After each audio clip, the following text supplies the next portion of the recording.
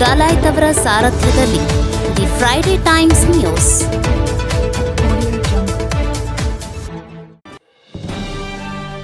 ಜಿಲ್ಲೆಯಲ್ಲಿ ಎಗ್ಗಿಲ್ಲದೆ ನಡೆಯುತ್ತಿದೆ ಪಡಿತರ ಅಕ್ಕಿ ಅಕ್ರಮ ಸಾಗಾಟ.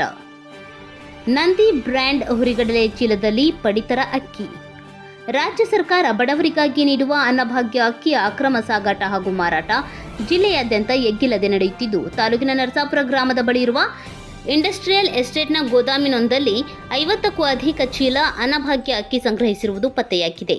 ನಂದಿ ಬ್ರ್ಯಾಂಡ್ ಹುರಿಗಡಲೆ ಚೀಲದೊಳಗೆ ಅನ್ನಭಾಗ್ಯ ಅಕ್ಕಿ ತುಂಬಿ ಸಾಗಾಟ ಮಾಡಲಾಗುತ್ತಿದೆ. ನರಸಾಪುರ ಗ್ರಾಮದ ಬಳಿ ಇರುವ ಇಂಡಸ್ಟ್ರಿಯಲ್ ಎಸ್ಟೇಟ್ನ ಗೋದಾಮಿನಲ್ಲಿ ನಂದಿ ಬ್ರ್ಯಾಂಡ್ ಹುರಿಗಡಲೆ ಚೀಲದೊಳಗೆ ಅನ್ನಭಾಗ್ಯ ಅಕ್ಕಿ ಪತ್ತೆಯಾಗಿದೆ.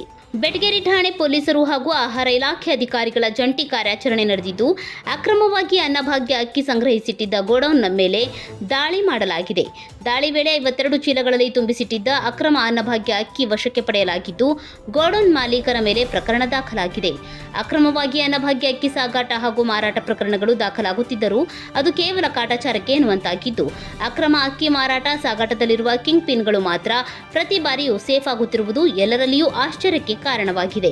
ಅಕ್ರಮ ಅಕ್ಕಿ ಸಾಗಾಟ ಪ್ರಕರಣಗಳು ಗದಗ, ರೋಣ, ಮುಂಡ್ರಗಿ ತಾಲೂಕಿನಲ್ಲಿ ನಡೆದಿದ್ದರೂ ಜಿಲ್ಲೆಯಲ್ಲಿ ಎಂದೂ ಯಾವುದೇ ಸಮಸ್ಯೆಗಳಿಲ್ಲ, ಆಹಾರ ಇಲಾಖೆ ಅಧಿಕಾರಿಗಳು ಏನೂ ನಡೆದೇ ಇಲ್ಲ ಅನ್ನುವಂತೆ ವರ್ತಿಸುತ್ತಿದ್ದು, ಇದರ ಮಧ್ಯೆ ಗದಗ ಬೆಟಗೇರಿ ಅವಳಿ ನಗರದಲ್ಲಿ ಸದ್ಯ ನಡೆಯುತ್ತಿರುವ ಅಕ್ರಮ ಅಕ್ಕಿ ದಂಧೆಯನ್ನ ಅತ್ಯಂತ ಪ್ರಭಾವಿಗಳೇ ನಡೆಸುತ್ತಿದ್ದಾರೆ. ಅವರಿಗೆ ಆಡಳಿತಾರೂಢ ಪಕ್ಷದ ಹಿರಿಯ ನಾಯಕರ, ನಗರಸಭೆಯ ಸದಸ್ಯರ ಕೃಪಾಶೀರ್ವಾದವಿದೆ ಎನ್ನಲಾಗಿದೆ. ಅಕ್ರಮವಾಗಿ ಅಕ್ಕಿ ಸಾಗಾಟ ಹಾಗೂ ಮಾರಾಟ ಮಾಡುವವರಿಗೆ ಯಾವುದೇ ರೀತಿಯ ಸಮಸ್ಯೆಗಳು ಬಂದರೂ ಪ್ರಭಾವಿಗಳೇ ಮುಂದೆ ನಿಂತು ರಾಜಿ ಮಾಡಿಸಿ ಸಮಸ್ಯೆ ಇತ್ಯರ್ಥಪಡಿಸಿ ಮತ್ತೆ ಅವರನ್ನು ಅಕ್ರಮ ಅಕ್ಕಿ ದಂಧೆಗೆ ಅಣಿಗೊಳಿಸುವ ಕಾರ್ಯ ಅವ್ಯಾಹತವಾಗಿ ನಡೆಯುತ್ತಿದೆ.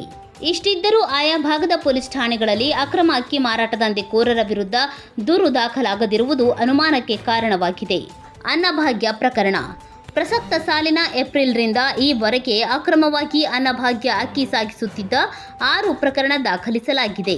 ಗದಗ ತಾಲೂಕಿನಲ್ಲಿ 3 ಪ್ರಕರಣ, ಮುಂಡ್ರಗಿಯಲ್ಲಿ 2 ಹಾಗೂ ರೋಣದಲ್ಲಿ 1 ಪ್ರಕರಣ ದಾಖಲಿಸಿ ಒಟ್ಟು 5.82 ಲಕ್ಷ ಮೌಲ್ಯದ 171.30 ಕ್ವಿಂಟಾಲ್ ಅಕ್ಕಿ ವಶಪಡಿಸಿಕೊಳ್ಳಲಾಗಿದ್ದು, 9 ಜನರ ಮೇಲೆ ಪ್ರಕರಣ ದಾಖಲಾಗಿದ್ದು, 1 ಲಕ್ಷ ಮೌಲ್ಯದ 2 ವಾಹನಗಳನ್ನು ಜಪ್ತಿ ಮಾಡಲಾಗಿದೆ. ಎಲ್ಲ ಪ್ರಕರಣಗಳಲ್ಲಿಯೂ ಕೇವಲ ಚಾಲಕರ ಮೇಲೆ ಪ್ರಕರಣ ದಾಖಲಿಸಿ ಮೂಲ ಅಕ್ಕಿ ಸಾಗಾಟಗಾರರ ಮೇಲೆ ಪ್ರಕರಣ ದಾಖಲಿಸದೇ ಇರುವುದು ಹಲವು ಅನುಮಾನಕ್ಕೆ ಕಾರಣವಾಗಿದೆ. The Friday times news, Gadag.